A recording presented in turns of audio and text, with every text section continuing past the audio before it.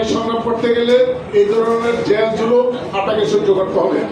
একটা মালিক শ্রেণী এই পুঁজিবাদী সমাজ ব্যবস্থায় মালিক শ্রেণী শ্রমিকদের অধিকার দিবে না। সে অধিকার প্রতিষ্ঠা করার জন্য মালিকরা, মালিকদের বাহিনী, পুলিশ প্রশাসন, আইন কানুন, নিয়ম নীতি সমস্ত মালিকের পক্ষে নিয়েছে। আমরা শ্রমিকরা নির্যাতিত, নিপীড়িত এবং শ্রমিকের অধিকার তারা দিবে না যতদিন পর্যন্ত শ্রমিকরা সচেতন না হবে। শ্রমিকদেরকে সচেতন করে অধিকার প্রতিষ্ঠা করতে হবে। একই সাথে সাথে আপনারা, আমরা হয়তো জেলখানার ভিতরে একটা নির্দিষ্ট জায়গায় ছিলাম, 3 বেলা আমরা খেয়েছি, আমরা 3 বেলা কিন্তু সেখানে কারারুদ্ধ অবস্থায় বসেছিলাম, কিন্তু আপনারা যে অক্লান্ত পরিশ্রম করে আমাদেরকে যে কারামুক্ত করলেন, আপনার যে পরিশ্রম, আপনাদের যে মেধা বুদ্ধি দিয়ে এই যে সংগ্রামের মধ্য দিয়ে আমাদের কারারুদ্ধ করলেন, এটাকে একটা শ্রমিক শ্রেণীর মুক্তিকে একটা অগ্রসর করলেন এবং শ্রমিক শ্রেণীর শ্রমিকদের মুক্তির সংগ্রামে এইভাবে লড়াই করতে হবে। লড়াই করলে আমাদের বিজয় অর্জন করতে হবে। সেই বিজয়ের মুখে এবং বিজয় অর্জন করার জন্য কাঁধে কাঁধ মিলে সকল ঐক্যবদ্ধ সংগ্রাম করার মধ্য দিয়ে আমাদের বিজয় অর্জন করতে হবে। সেই বিজয়ের কাফেলা হিসেবে আমরা কারারুদ্ধ হয়েছি, আমরা কারারুদ্ধ ছিলাম। আমরা আপনাদের যে মেধা এবং বুদ্ধি দিয়ে যে পরিশ্রম করেছেন, সেই জন্য আপনাদের আমাদের পক্ষ থেকে এবং সীমা এবং সুমনের পক্ষ থেকে, আমাদের কারারুদ্ধ যারা ছিলাম আমাদের সকলের পক্ষ থেকে আপনাদেরকে অভিনন্দন জানিয়ে আজকের সবাই শ্রমিক নেতা সেলিম মাহমুদ, উপস্থিত আছেন বাংলাদেশের সমাজতান্ত্রিক দল বাসক নারায়ণগঞ্জ জেলার সদস্য সচিব কমরেড আবু নাঈম খান বিপ্লব, কাউন্সিলর রশিদ বরণ বিশ্বাস এবং কংগ্রেস পার্টির নেতা আব্দুল ভাই শরীফ, আমাদের শ্রমিক ফ্রন্টের শরীফ কাজী সহ নেতৃবৃন্দ, প্রিয় বন্ধুগণ, সেলিম মাহমুদ একটু আগে মুক্ত হয়েছে, মুক্ত হয় নাই। সেলিম মাহমুদকে আপনারা শ্রমজীবী মানুষের পক্ষে যারা লড়াই সংগ্রাম করেন, রবিন ট্যাক্সের ইউনিয়নের পক্ষে যারা লড়াই সংগ্রাম করেন, আমরা যারা শ্রমজীবী মানুষের পক্ষে লড়াই সংগ্রাম করি, তারা সেলিম মাহমুদকে মুক্তি দিতে বাধ্য করেছে। সেলিম মাহমুদকে এই 20 দিন ষড়যন্ত্রমূলক মিথ্যা মামলা দিয়ে তাকে গ্রেফতার করে আটক করে রাখা হয়েছিল, জেলখানায় রেখেছিল। মালিক বাহিনী, সরকার বাহিনী, সকল বাহিনীর চেষ্টা ছিল সেলিম মাহমুদ যাতে জেলখানা থেকে বের হইতে না পারে। রাষ্ট্রের সকল শক্তি, মালিকদের সকল শক্তি কাজ করেছে। এই কারণেই একজন শ্রমিক শ্রেণীর এবং একজন শ্রমিকের নেতা বিরুদ্ধে 74-এর বিশেষ ক্ষমতা আইন প্রয়োগ করতে হয়েছে। প্রিয় বন্ধুরা, মালিকদের সকল ষড়যন্ত্র আপনাদের লড়াই সংগ্রামের মধ্য দিয়ে ব্যর্থ হয়েছে। আজকে এই সেলিম মাহমুদের জেলখানা, জেলখাটা এবং মুক্তি, এই বিষয়টি আপনারা যারা শ্রমিক নেতৃবৃন্দ আছেন, বিশেষ করে রবিন ট্যাক্সের শ্রমিক ভাই বোনরা আছেন, আপনাদের মনে রাখতে হবে, একটি ন্যায়সঙ্গত লড়াইকে, একটি ন্যায়সঙ্গত দাবিকে নস্যাৎ করার জন্য অতীতেও মালিকরা এরকম করেছে। আপনাদের প্রিয় নেতা সীমা আক্তার একজন নারী, একজন বোন, সেই ইউনিয়নের সভাপতির পদে দায়িত্ব পালন করছেন। যারা হাজার হাজার কোটি টাকা লুটপাট করে, যারা দেশের সম্পদ চুরি করে, যারা দেশের স্বৈর শাসন কায়েম করে, তাদের বিচার নাই। আর একজন শ্রমিক যে তার জীবন মরণ সবকিছু দিয়ে শ্রমিকদের পক্ষে, শ্রমিকদের অধিকার প্রতিষ্ঠার লড়াই করে, তাকে জেলখানায় থাকতে হয়। এই লজ্জা এই পুঁজিবাদী সমাজ ব্যবস্থা, এই লজ্জা যারা দেশ পরিচালনা করে তারা, আমরা আপনারা যারা শ্রমজীবী মানুষ, মেহনতি মানুষ আছে, আমরা এই আন্দোলনের মধ্য দিয়ে আমাদের একটি কঠিন সংগ্রাম গড়ে তুলতে হবে, যেই সংগ্রামের মধ্য দিয়ে রবিন ট্যাক্সের ইউনিয়ন, এই মিথ্যা মামলা হামলা সবকিছু আমরা দূর করতে পারবো। তার মধ্য দিয়েই আজকে এই সেলিম মাহমুদের মুক্তি এবং সেলিম মাহমুদ যে ন্যায়ের পক্ষে আছে সেটা প্রমাণ করতে হবে। আপনারা সারাদিন ক্লান্ত পরিশ্রম করেছেন, ভবিষ্যতে আরো কথা হবে। আপনারা সবাই গত 20 দিন সকল মুহূর্তেই সেলিম মাহমুদের জন্য লড়াই করেছি, তার মুক্তির জন্য।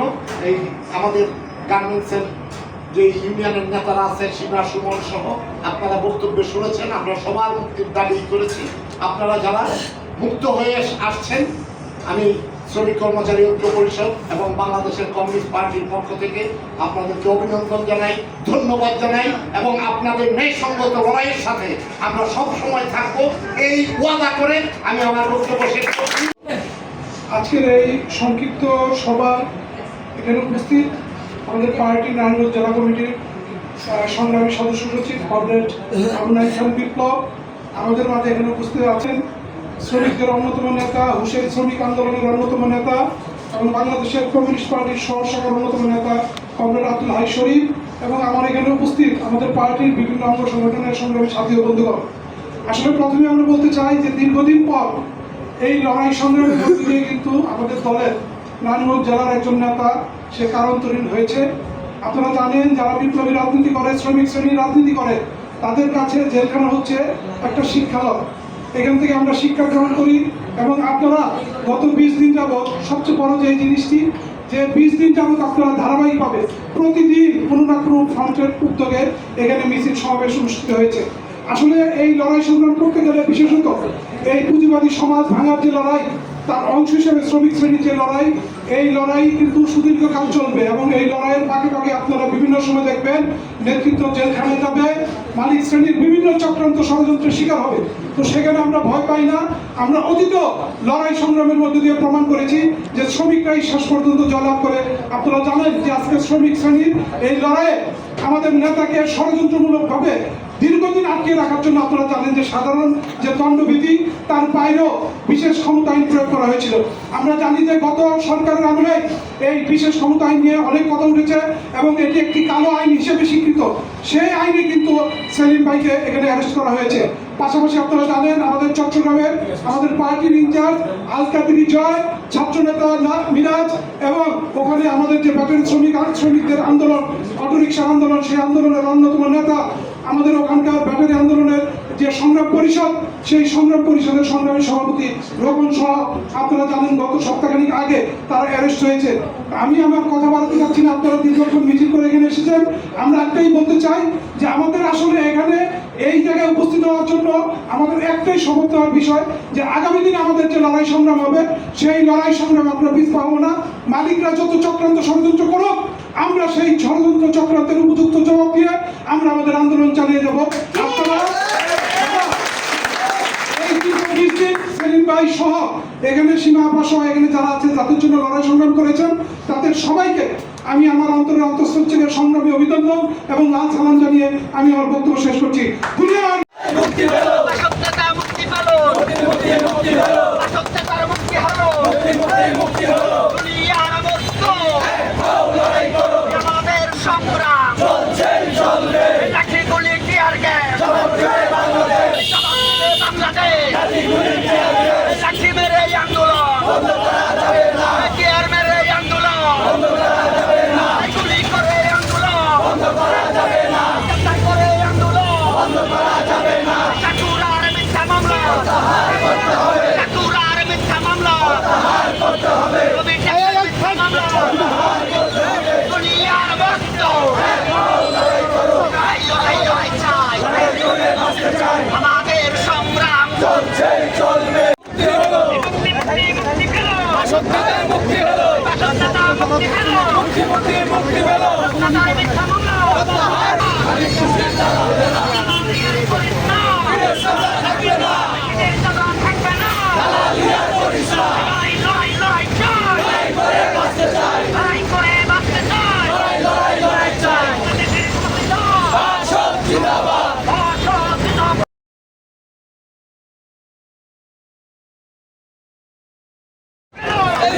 মুক্তি হলো,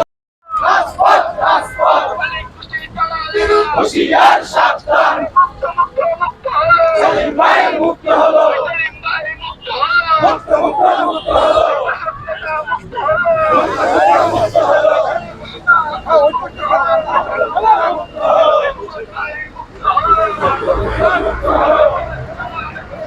সেলিম ভাইকে